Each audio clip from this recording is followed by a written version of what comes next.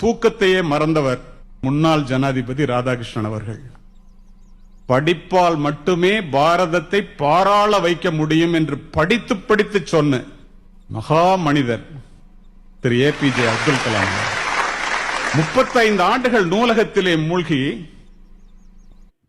மூலதனம் என்னும் வேதாந்தத்தை கண்டுபிடித்தான். இன்று வரை கம்யூனிஸ்டுகளுடைய பைபிளாக போற்றப்படுகிறது கார்ல் மார்க்ஸ்.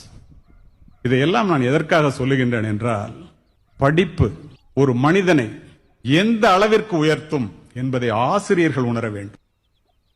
பிக்காசோவினுடைய ஓவியத்தை விட, பீத்தோவனினுடைய இசையை விட, ஹியூகோவினுடைய ஒரு வாக்கியம், கதையினுடைய ஒரு கடைச்சொல், கம்பனினுடைய ஒரு செய்யுள், பாரதியினுடைய ஒரு பாட்டு, என் கண்ணதாசனினுடைய ஒரு வரி நம்முடைய வாழ்க்கையே புரட்டி போட்டது.